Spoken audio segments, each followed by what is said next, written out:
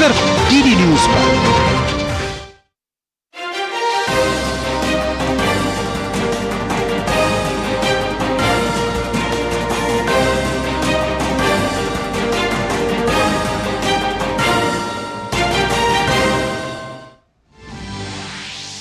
कर्नाटक में कांग्रेस नेताओं द्वारा पाकिस्तान समर्थित नारे लगाने और बंगलुरु बम धमाके को लेकर भाजपा ने सिद्धारमैया सरकार को घेरा।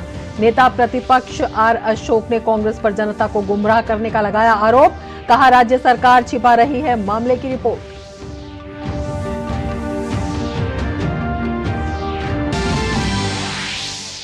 संदेश खाली पहुंची फैक्ट फाइंडिंग समिति। 24 और 25 फरवरी को पश्चिम बंगाल पुलिस ने जानने से रोका था। अदालत के आदेश के बाद 6 सदस्यीय टीम को मिली अनुमति। समिति में पूर्व जज, पूर्व ब्यूरोक्रेट, वरिष्ठ पत्रकार, वकील, मानव अधिकार कार्यकर्ता शामिल।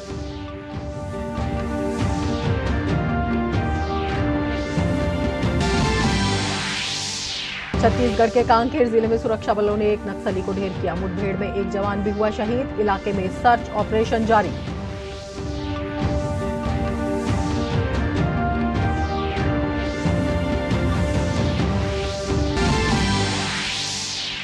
चुनावों में धांधली के आरोपों के बीच शहबाज शरीफ फिर बने पाकिस्तान के प्रधानमंत्री। आम चुनावों में किसी भी पार्टी को नहीं मिला था स्पष्ट बहुमत। पाकिस्तान मुस्लिम लीग नवाज और पाकिस्तान पीपुल्स पार्टी में हुआ गठबंधन।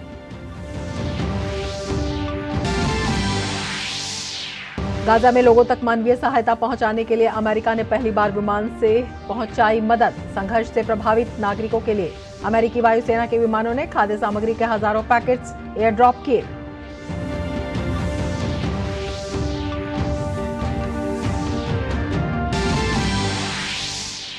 और उत्तर भारत में बदला मौसम का मिजाज। दिल्ली एनसीआर समेत उत्तर भारत के कई क्षेत्रों में बारिश। उत्तर प्रदेश के कुछ शहरों में बारिश के साथ गिरे ओले। शिमला के नारकंडा में ताजा बर्फबारी। रामबन और बनिहाल के बीच कई हिस्सों में भूस्खलन के कारण जम्मू श्रीनगर राष्ट्रीय राजमार्ग बंद।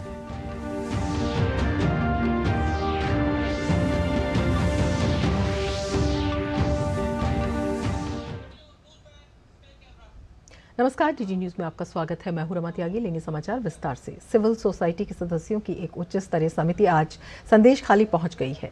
फैक्ट फाइंडिंग समिति संदेश खाली के सच को सामने लाने के लिए पीड़ितों से मुलाकात कर पूरे मामले की जानकारी ले रही है। इस फैक्ट फाइंडिंग समिति में पूर्व जज, पूर्व ब्यूरोक्रेट, वरिष्ठ पत्रकार, वकील, मानव अधिकार कार्यकर्ता शामिल हैं, जो संदेश खाली का दौरा कर वहां के हालात का जायजा लेंगे। इस उच्च स्तरीय समिति में पटना उच्च न्यायालय के सेवानिवृत्त पूर्व मुख्य न्यायाधीश एल नरसिम्हा रेड्डी के नेतृत्व में इस टीम को पहले 24 और 25 फरवरी को संदेश खाली का दौरा करना था। हालांकि टीम को बंगाल पुलिस ने जाने नहीं दिया और हिरासत में लेकर बाद में रिहा कर दिया था। समिति ने इसके बाद कोलकाता हाईकोर्ट का रुख किया। कलकत्ता उच्च न्यायालय ने 6 सदस्यीय टीम को संदेश खाली जाने की अनुमति दे दी थी।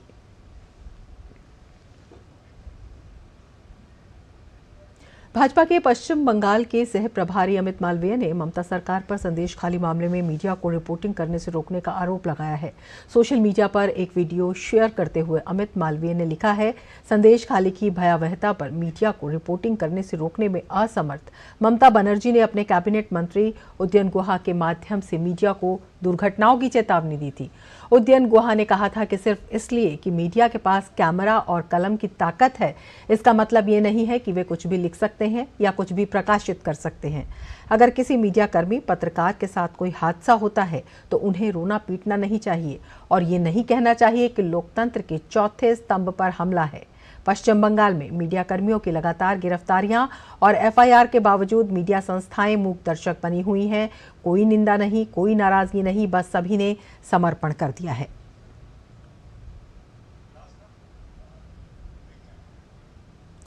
केंद्रीय निर्वाचन आयोग का दल आज से पश्चिम बंगाल के 3 दिवसीय दौरे पर है। निर्वाचन आयोग की टीम राजनीतिक दलों और राज्य के मुख्य निर्वाचन अधिकारी के साथ बैठक करेगी। यात्रा का उद्देश्य मुख्य रूप से राज्य में कानून व्यवस्था की स्थिति और आगामी लोकसभा चुनाव के मद्देनजर तैयारियों का जायजा लेना है। इस दौरान निर्वाचन आयोग का दल राज्य के सभी राजनीतिक दलों के साथ बैठक करेगा और सभी जिलाधिकारियों और पुलिस अधीक्षकों के साथ चर्चा करेगा। तृणमूल कांग्रेस के वरिष्ठ नेता कुणाल घोष ने अपनी ही पार्टी के वरिष्ठ सांसद सुदीप बंदोपाध्याय के खिलाफ तीखा हमला किया है। उन्होंने कहा कि कोयला घोटाला मामले में सांसद के बैंक खाते की केंद्रीय एजेंसियों को जांच करनी चाहिए। उन्होंने बंदोपाध्याय जैसे पुराने नेताओं के एक वर्ग पर हमला करते हुए कहा कि ये नेता टीएमसी सांसद से अधिक भाजपा सांसद हैं। कुणाल घोष ने एक्स पर एक पोस्ट किया जिसमें उन्होंने सीबीआई और ईडी को भी टैग करते हुए उन्होंने पोस्ट में कहा कि सांसद सुदीप बनर्जी के बैंक खातों की जांच होनी चाहिए। इसी के साथ बनर्जी और एक निजी अस्पताल के बीच हुए भुगतान की भी जांच हो। उन्होंने चेतावनी दी कि अगर एजेंसियों ने उनकी मांग को टालने की कोशिश की तो वो अदालत का दरवाजा खटखटा सकते हैं।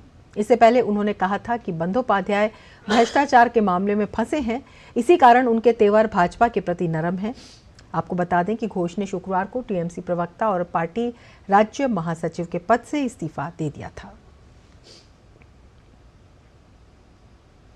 भारतीय जनता पार्टी कर्नाटक में कांग्रेस नेताओं द्वारा पाकिस्तान समर्थित नारे लगाने और बेंगलुरु में हुए बम धमाके को लेकर कर्नाटक की कांग्रेस सरकार पर लगातार हमला बोल रही है। कर्नाटक विधानसभा के नेता प्रतिपक्ष आर अशोक ने कांग्रेस पर जनता को गुमराह करने का आरोप लगाया। कर्नाटक विधान सौध में पाकिस्तान जिंदाबाद के नारे लगाने की घटना और रामेश्वरम कैफे में बम धमाके के मामले में कोई भी सूचना राज्य सरकार किसी से साझा नहीं कर रही है।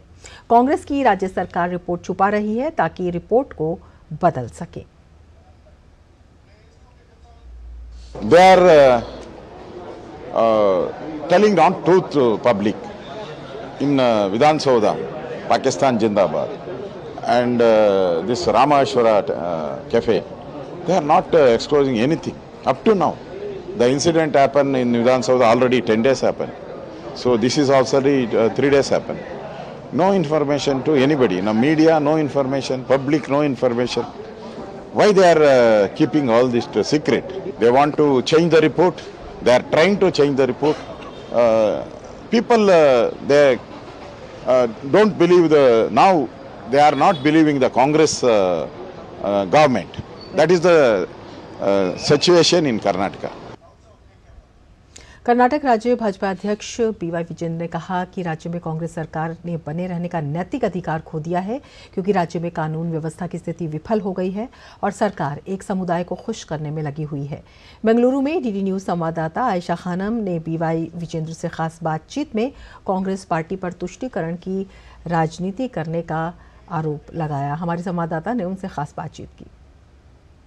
कर्नाटक में बीजेपी ने संकल्प पत्र की तैयारी शुरू कर दी है। जो संकल्प पत्र आपने यहाँ पर तैयार करने की बात कही है, ये संकल्प क्या रहेगा कर्नाटक के लोगों के नजरिए से देखा जाए तो? Fulfil the dream of lakhs and crores of people of this country. Modi ji's wish is to take the opinion of every individual from different sections of the communities. चाहे डॉक्टर्स हो, इंजीनियर्स हो, farmers हो, सभी sector से सबका opinion लेके भारत को कैसा आगे बढ़ा दिया जाए by 2047 how India should be a developed nation. So इसके लिए सबका ओपिनियन लेके हमारा प्रधानमंत्री नरेंद्र मोदी जी आगे चलने के लिए सोच लेके आगे चल रहा है। प्रधानमंत्री ने कहा है कि युवा, महिला और किसान ये तमाम चीजें होंगी जो प्रधानमंत्री के 2047 का संकल्प रहेगा। ऐसे में देखा जाए तो कर्नाटक में क्या ये तमाम जो प्रधानमंत्री का विजन है इसे पूरा करने के लिए बीजेपी तैयार है? पिछले 10 साल के नरेंद्र मोदी जी के कार्यकाल में कर्नाटक हो या दूसरा स्टेट हो, पिछले 10 साल में इतना बहुत कुछ कार्यक्रम इम्प्लीमेंटेशन हो चुका है। जल जीवन मिशन हो और चाहे इलेक्ट्रिसिटी फॉर द विलेजेस, तो हर तरीके से डेवलपमेंट पहली बार स्वातंत्र आने के बाद पहली बार under the dynamic leadership of Narendra Modi ji ये सब काम चल रहा है and people are happy about that. लोग अभी जान चुके हैं in the interest of the nation and also in the interest of the state Modi ji की गारंटी पर बहुत भरोसा है क्योंकि Narendra Modi ji is empowering people. Karnataka का राज्य का सुरक्षा की सवाल है, कांग्रेस इतना सीरियसली नहीं ले रहा है। Everybody is feeling unsecured in Bangalore as well as in Karnataka. So, end of the day, what I would like to say is, after the Congress government has come to power, Congress Karnataka में सत्ता पे आने के बाद पूरा law and order situation has collapsed completely. So people are feeling threatened, they are feeling unsafe, and unfortunately this Congress government under the leadership of Siddaramaiah ji is not able to do anything. ये थे विजेंद्र बता रहे थे कि कर्नाटक में जो कांग्रेस सरकार है वो पूरी तरह से अपनी जिम्मेदारियों में फेल हो चुकी है और बीजेपी ने राज्यपाल से आग्रह भी किया है कि सरकार को सत्ता में बने रहने का कोई हक नहीं है। कैमरामैन कृष्ण रेड्डी के साथ आयशा खानम, डीडी न्यूज, बैंगलोर। केरल के भाजपा प्रभारी प्रकाश जावड़ेकर ने वायनाड में मृतक छात्र जेएस सिद्धार्थ के परिवार से मुलाकात की। उन्होंने सिद्धार्थ के पिता टी जयप्रकाश से बात की। जावड़ेकर ने सिद्धार्थ की बेरहमी से हत्या करने का आरोप लगाया। मीडिया से बात करते हुए उन्होंने कहा कि सीपीएम नेतृत्व एसएफआई को हमलों के लिए उकसा रहा है और राज्य सरकार राज्यपाल के खिलाफ भी उनके द्वारा किए जा रहे अत्याचारों को जानबूझकर अनदेखी की जा रही है। SFI is PFI of CPM. They are doing the same thing. Looting, rape. और बुलेटिन में फिलहाल लेते हैं एक ब्रेक। आप देखते रहिए डीडी न्यूज। मौसम को अपने पैशन के बीच जो नहीं आने देते, मैं उनका फैन। मेरी तरह एसबीआई भी आपका फैन है, इसलिए एसबीआई आपके लिए थोड़ी एक्स्ट्रा मेहनत करता है। तो excellent customer service, assistance to MSMEs और टेक्नोलॉजी ड्रिवन बैंकिंग सॉल्यूशंस। घर छोड़ दूं, एसबीआई बदल रहा है क्योंकि हम एक बदलते देश के फैन हैं। एसबीआई, देश का फैन। ब्रेक के बाद फिर से आपका स्वागत है। आगे बढ़ते हैं। छत्तीसगढ़ के कांकेर जिले में पुलिस और नक्सलियों के बीच मुठभेड़ में एक नक्सली की मौत हुई है। वहीं मुठभेड़ में एक जवान शहीद हो गया है। मुठभेड़ में बस्तर फाइटर्स के जवान रमेश कुरेठी शहीद हुए हैं। मुठभेड़ में सर्चिंग के दौरान एक पुलिस माओवादी का शव और एक AK-47 बरामद किया गया है। मुठभेड़ स्थल के आसपास सर्चिंग अभियान जारी है।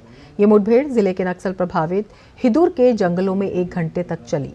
एसपी IK एलिसेला ने इस मुठभेड़ की पुष्टि की है। ये मामला छोटे बेटियां थाना क्षेत्र का है। जंगलों में माओवादियों की उपस्थिति की सूचना पर ऑपरेशन पर पुलिस पार्टी रवाना हुई थी। इस दौरान घात लगाए हुए नक्सलियों ने पुलिस जवानों की टीम पर हमला बोल दिया। पुलिस टीम ने भी मोर्चा संभालते हुए जवाबी कार्रवाई की। पुलिस की टीम ने नक्सलियों को मुंहतोड़ जवाब दिया।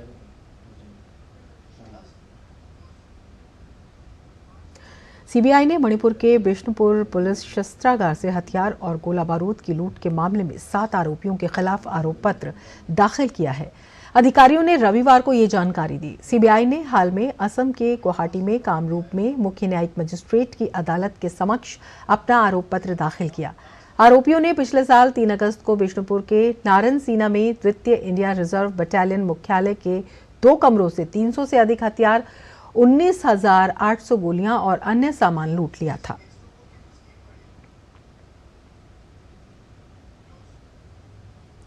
आज दुनिया भर में वर्ल्ड वाइल्ड लाइफ डे मनाया जा रहा है। प्रधानमंत्री नरेंद्र मोदी ने अपने सोशल मीडिया प्लेटफॉर्म X पर लिखा, विश्व वन्यजीव दिवस पर सभी वन्यजीव प्रेमियों को बधाई। प्रधानमंत्री ने लिखा, ये हमारे ग्रह पर जीवन की अविश्वसनीय विविधता का जश्न मनाने और इसकी रक्षा के प्रति हमारी प्रतिबद्धता को दोहराने का दिन है। मैं उन सब की सराहना करता हूं जो वन्य जीव संरक्षण के प्रयासों का समर्थन कर रहे हैं। मैं उन सब की सराहना करता हूं जो वन्य जीव संरक्षण के प्रयासों का समर्थन कर रहे हैं।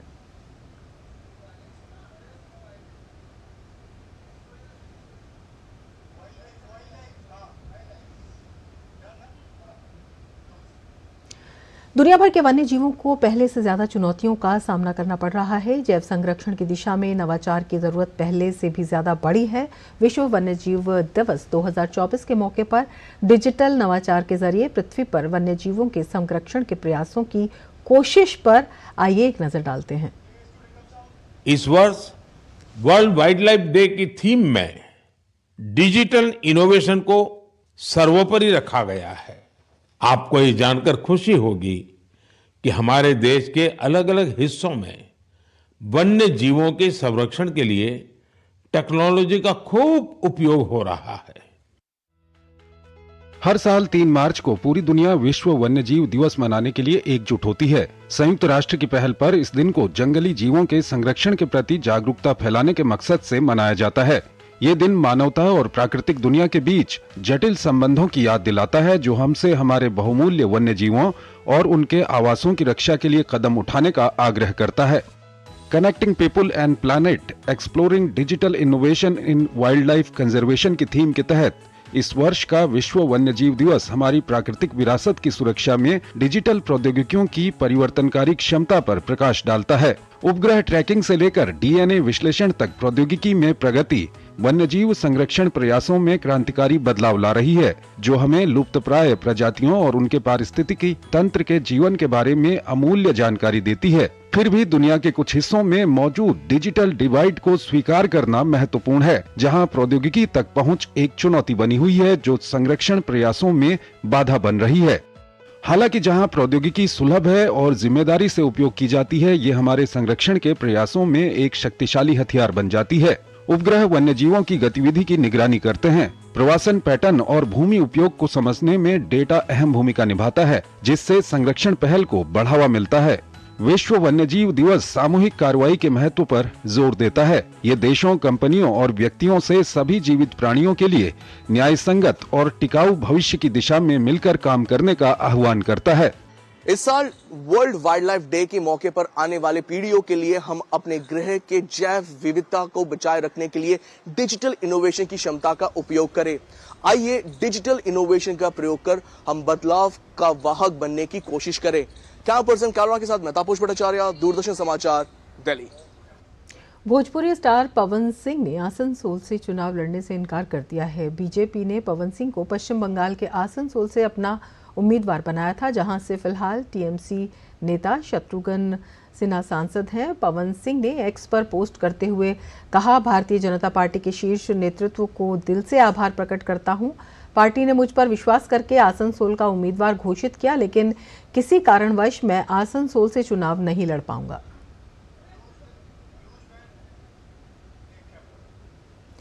ग्रेटर नोएडा वेस्ट के बिस्रक थाना क्षेत्र स्थित ब्लू सफायर मॉल की छत से ग्रिल गिरने से 2 लोगों की मौत हो गई। घटना में 2 लोगों की मौत घटनास्थल पर ही हो गई। जानकारी मिलने के बाद मौके पर पुलिस पहुंची है और शवों को कब्जे में लेकर पोस्टमार्टम के लिए भेज दिया गया है। एडिशनल डीसीपी रिदेश कथारिया ने घटना की जानकारी देते हुए कहा कि थाना बिस्रक इलाके में स्थित अस्पताल से थाने पर सूचना मिली कि ब्लू सफायर मॉल पर छत से लोहे का स्ट्रक्चर गिरने से 2 व्यक्तियों की मौत हो गई है। पुलिस मामले की जांच में जुटी हुई है। मध्य प्रदेश के मुख्यमंत्री डॉक्टर मोहन यादव ने रीजनल इंडस्ट्री कॉन्क्लेव 2024 के दौरान एयर एम्बुलेंस सेवाओं का उद्घाटन किया। हेली एम्बुलेंस और फिक्स्ड विंग एयर एम्बुलेंस एवं प्रशिक्षित डॉक्टरों और पैरामेडिक्स की उपलब्धता वाली इस व्यापक सेवा का लक्ष्य सभी जिलों और प्रशासनिक प्रभागों को कवर करना है। हेलीकॉप्टर में 1 स्ट्रेचर और आवश्यक चिकित्सा उपकरण होंगे। इसके साथ ही इसमें 1 से 2 चिकित्सा कर्मियों के साथ एक मरीज के परिवहन की सुविधा होगी। वहीं केंद्रीय नागरिक उड्डयन मंत्रालय ने भारत के अन्य शहरों में भी हेलीकॉप्टर आपातकालीन चिकित्सा सेवाओं के लिए पायलट प्रोजेक्ट की शुरुआत की है। उत्तराखंड में इस हेलीकॉप्टर को एम्स ऋषिकेश में तैनात किया जाएगा, जहां से इसे 150 किलोमीटर के दायरे में कहीं भी सेवाएं उपलब्ध होंगी। स्वदेशी जागरण मंच के तत्वावधान में समाधान समूह और स्वावलंबी भारत अभियान द्वारा नई दिल्ली के प्रगति मैदान स्थित भारत मंडपम में भारतीय उद्यमिता उत्सव 2024 का आयोजन किया गया। समारोह में बतौर मुख्य अतिथि भाग लेने आए जूना पीठाधीश्वर आचार्य महामंडलेश्वर स्वामी अवधेशानंद गिरी ने कहा, प्रधानमंत्री नरेंद्र मोदी के 2047 के नए भारत की संकल्पना को साकार करने में आज के उद्यमशील युवाओं की भूमिका अहम होगी। हमारे साथ राष्ट्र संत स्वामी अवधेशानंद जी मौजूदा। आइए इनके पावन सानिध्य में किस तरह राष्ट्र आगे बढ़ सकता है और इनकी जो प्रेरणा है, उनका सांस्कृतिक सौहार्द है, वो नागरिकों को कैसे मिल सकता है। सर, आज जो ये कार्यक्रम आयोजित हुआ उसमें आपका पावन सानिध्य सभी को मिला। प्रधानमंत्री नरेंद्र मोदी राष्ट्र निर्माण, राष्ट्र सृजन के लिए लगातार काम कर रहे हैं। किस तरह का भारत हम देखते हैं नए भारत की संकल्पना में आपके विजन से? यह भारत का अमृतकाल चल रहा है। इसमें माननीय प्रधानमंत्री जी बार बार कह रहे हैं कि आत्मनिर्भर भारत की ओर हमारे प्रयास होने चाहिए। आज उद्यमिता उत्सव में मैंने भारत की अनेक विभूतियों को देखा जो भारत के आर्थिक विकास के लिए अपनी अपनी दिशाओं में अभूतपूर्व उपलब्धियां लेकर आए हैं, विशेषकर लघु उद्योगों में। लोकल फॉर वोकल की जब बात चल रही हो अथवा जब 5 ट्रिलियंस इकोनॉमी की बात चल रही हो, ऐसे में जो छोटे उद्यमी हैं, जो ऐसे में बहुत छोटे छोटे जिनके कार्य हैं, उनकी उपलब्धियां जानकर मैं चकित हूं। और मैं ऐसा कह सकता हूं कि भारत बहुत आगे बढ़ रहा है। कोरोना काल में जब पूरा संसार असहाय था, तब भारत ने सबसे पहले वैक्सीन दी और न केवल भारतीयों को निःशुल्क वैक्सीन मिली, लगभग कोई 100 देश भी उस वैक्सीन से लाभान्वित हुए। तो ऐसा कहा जा सकता है कि वो तकनीक की शिक्षा हो, प्रौद्योगिकी हो, सूचना अथवा संचार के संसाधन हो, औषधियाँ हो, भारत का योग हो अथवा भारत की और विधाएं पूरे संसार को आकर्षित कर रही हैं। तो मैं कह सकता हूँ कि भारत बहुत आगे बढ़ रहा है। उद्यमिता उत्सव आयोजित किया है, जो युवा पीढ़ी है उसको क्या कहना चाहेंगे? बड़ा आयोजन आज हुआ है। अब मैं उसकी कल्पना भी नहीं कर सकता था। भारत की अनेक प्रतिभाओं को यहाँ एकीकृत किया और उनकी अपनी सक्सेस स्टोरी है, उनकी अपनी सफलता की अनेक कहानियाँ हैं। तो ऐसा कहा जा सकता है कि समाधान के माध्यम से उन सारी विभूतियों को और उन विशेषकर नए उद्यमियों को प्रोत्साहित कर रहे हैं। 2047 का प्रधानमंत्री नरेंद्र मोदी के सपनों के नए भारत का जो संकल्प है, एक पुस्तक का विमोचन भी हुआ है, आप किस तरह देखते हैं? देखिए, पूरा संसार अब भारत के नेतृत्व को प्राय स्वीकार कर रहा है।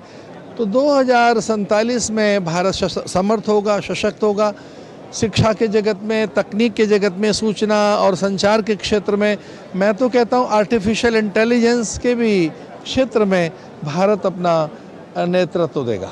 तो ये थे जूना अखाड़ा के महामंडलेश्वर स्वामी अवधेशानंद महाराज, जिनका मानना है कि उद्यमिता उत्सव के जरिए एक और जहां राष्ट्र के युवाओं को उद्यमशील बनाने के लिए प्रेरित करने का महत्वपूर्ण काम हो रहा है, वहीं दूसरी ओर प्रधानमंत्री नरेंद्र मोदी के 2047 के नए सपनों के भारत को संकल्पित और साकारित करने का अनुकरणीय प्रयास भी हो रहा है। मेरे सहयोगी कैमरामैन शारदा के साथ मोपी यादव, डीडी न्यूज, दिल्ली। दुनिया की पहली वैदिक घड़ी महाकाल की नगरी उज्जैन में स्थापित हो गई है। इस घड़ी को हाल ही में प्रधानमंत्री नरेंद्र मोदी ने लोकार्पित किया। इस घड़ी की चर्चा न सिर्फ भारत बल्कि पूरी दुनिया में हो रही है। उज्जैन से डीडी न्यूज संवाददाता आदित्य श्रीवास्तव की ये खास रिपोर्ट देखते हैं। भारतीय काल गणना विश्व की प्राचीनतम, सूक्ष्म, शुद्ध, त्रुटि रहित, प्रामाणिक एवं विश्वसनीय पद्धति रही है। काल परिमाण की इस सर्वाधिक विश्वसनीय पद्धति की पुनर्स्थापना विक्रमादित्य वैदिक घड़ी के रूप में महाकाल की नगरी उज्जैन में हो गई है। दुनिया भर में उज्जैनी से निर्धारित और प्रसारित काल गणना नियामक रही है। उज्जैनी की स्थापना सृष्टि के आरंभ से ही मान्य की जाती रही है। विक्रमादित्य वैदिक घड़ी भारतीय काल गणना पर आधारित विश्व की पहली घड़ी है, जिसे वैदिक काल गणना के समस्त घटकों को संवेद कर बनाया गया है। इस घड़ी में भारतीय पंचांग समाहित है। विक्रम संवत, मास, ग्रह स्थिति, योग, भद्रा स्थिति, चंद्र स्थिति, पर्व, शुभाशुभ मुहूर्त, घटी, नक्षत्र, जयंती, व्रत, त्योहार, चौगड़िया, सूर्य ग्रहण, चंद्र ग्रहण, आकाशस्थ, ग्रह, नक्षत्र, ग्रहों का परिभ्रमण इसमें स्वाभाविक रूप से समाहित किया गया है। ये विक्रमादित्य वैदिक घड़ी VST = 1.25 टाइम जोन सनराइज पर आधारित है, जो कि वैदिक आधार है। इसका मापन डोंगला स्थित वेधशाला को आधार बनाकर किया गया है। विक्रमादित्य वैदिक घड़ी के ग्राफिक्स में सभी ज्योतिर्लिंग, नवग्रह, नक्षत्र, सूर्योदय, सूर्यास्त आदि भी समाहित हैं। शिवाजी वेधशाला में नया टावर बन जाए, उसके लिए माननीय मुख्यमंत्री जी ने अपनी विधायक निधि से 1,68,00,000 रुपया उपलब्ध कराया। बाकी ऐप डेवलप करने के लिए 8-10 लाख का जो खर्चा है वो हमने किया। तो एक तो ये हुआ। फिर इस ऐप में जो हमने वैदिक घड़ी में जो प्लान किया था कि चूँकि हम लोगों की आदत जो है स्टैंडर्ड टाइम देखने की है, तो वो भ्रम न हो, तो वैदिक कालगणना के साथ साथ ग्रीनविच टाइम और स्टैंडर्ड टाइम इसकी सूचनाएं भी रहें। इस घड़ी को बनाया है मर्चेंट नेवी में अधिकारी रहे आरोह श्रीवास्तव ने। आरोह लखनऊ के रहने वाले हैं। डीडी न्यूज से खास बातचीत में आरोह ने बताया कि उनको मर्चेंट नेवी की पढ़ाई करते वक्त इसको बनाने पर विचार आया। वो बताते हैं कि विक्रमादित्य वैदिक घड़ी भारतीय काल गणना की परंपरा के पुनर्स्थापन का छोटा सा प्रयास है। आरोह ने इसकी मोबाइल एप्लीकेशन भी तैयार की है, जिसमें वैदिक काल गणना की अन्य महत्वपूर्ण जानकारियां भी मिल रही हैं। ये जो हमारी वैदिक घड़ी है, ये 30 मुहूर्त की घड़ी है।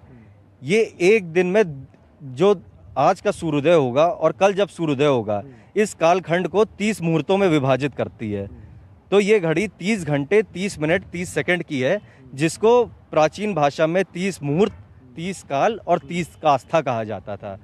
तो ये जो दो सूर्योदय के बीच का कालखंड है, इसको डिटरमाइन करने की वजह से हमारी घड़ी में जब भी शून्य बजता है, उस वक्त उस स्थिति पे सूर्योदय हो रहा होता है, जो कि हमारी आज के 24 घंटे की समय प्रणाली पे बनी हुई मैकेनिकल घड़ियां हमको नहीं दिखा पाती।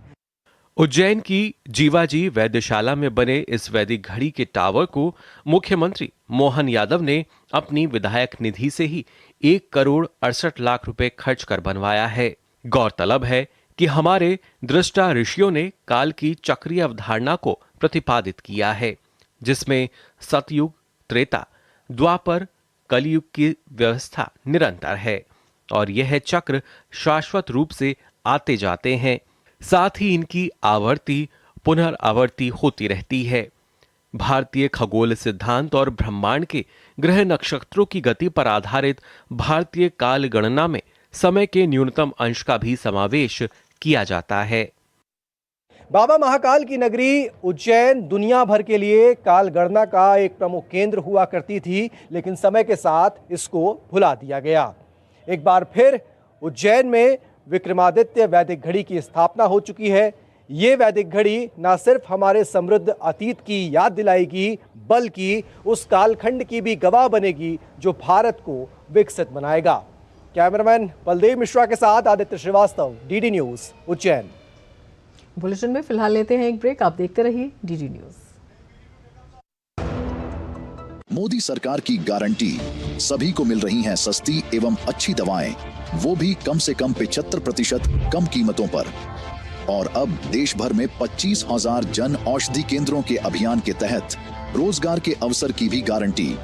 केंद्र संचालकों को 5 लाख से 7 लाख रुपए तक की वित्तीय सहायता का भी प्रावधान।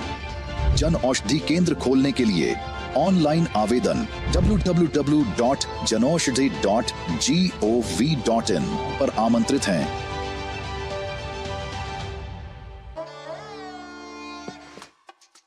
देखो यार, जिंदगी का कोई भरोसा नहीं, पता नहीं कब फोटो पे हार चढ़ जाए और फैमिली का फ्यूचर, बच्चों की पढ़ाई खतरे में पड़ जाए। तो आज ही पॉलिसी बाजार से 1 करोड़ का टर्म लाइफ इंश्योरेंस कराओ, सिर्फ 525 रुपए महीने से शुरू। यार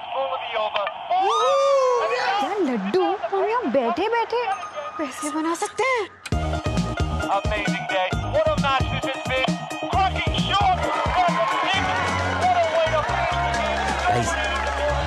मैं तुम्हारे बिजनेस आइडिया का बड़ा फैन। अब बिजनेस चाहे जो भी, SBI का करंट अकाउंट तो चाहिए ना। SBI करंट अकाउंट से सिंप्लीफाइड बिजनेस ट्रांजैक्शंस और ग्रेट कस्टमर सर्विस। SBI, देश का फैन। ब्रेक के बाद फिर से आपका स्वागत है। आगे बढ़ते हैं। शहबाज शरीफ फिर से पाकिस्तान के प्रधानमंत्री की कमान संभालेंगे। चुनाव में धांधली के आरोपों के बीच और सरकार बनाने की कई दौर की बातचीत के बाद पाकिस्तान मुस्लिम लीग नवाज के वरिष्ठ नेता शहबाज शरीफ पाकिस्तान के प्रधानमंत्री के नाम पर उनकी सहमति बन गई है। हाल ही में पाकिस्तान में हुए आम चुनाव में किसी भी पार्टी को स्पष्ट बहुमत नहीं मिला था। इसके बाद शहबाज शरीफ को PMLN और पाकिस्तान पीपल्स पार्टी के बीच शहबाज शरीफ को प्रधानमंत्री बनाने पर सहमति बन गई है। 72 वर्षीय PMLN अध्यक्ष शहबाज 3 बार के पूर्व प्रधानमंत्री 74 वर्षीय नवाज शरीफ के छोटे भाई हैं। शहबाज दूसरी बार पाकिस्तान के प्रधानमंत्री बनने जा रहे हैं। वो अप्रैल 2022 से अगस्त 2023 तक भी पाकिस्तान के PM रह चुके हैं। आगे बढ़ेंगे, बात करेंगे मौसम की। उत्तर प्रदेश में कानपुर शहर के कुछ हिस्सों में बारिश के साथ ओलावृष्टि हुई। पश्चिमी विक्षोभ के सक्रिय होने के साथ कुछ दिन पहले रात से शुरू हुई बूंदाबांदी कल सुबह वर्षा में बदल गई। कल सुबह से रात तक 11 मिलीमीटर वर्षा दर्ज की गई। कल शुरू हुई वर्षा गेहूं और अन्य फसलों के लिए अच्छी मानी जा रही है। इसके बाद खेतों में सिंचाई की जरूरत नहीं रही। इलाके में न्यूनतम तापमान 9.4 डिग्री से बढ़कर 18.4 डिग्री सेल्सियस पर पहुंच गया। इसके साथ इस बुलेटिन में फिलहाल इतना ही। नमस्कार।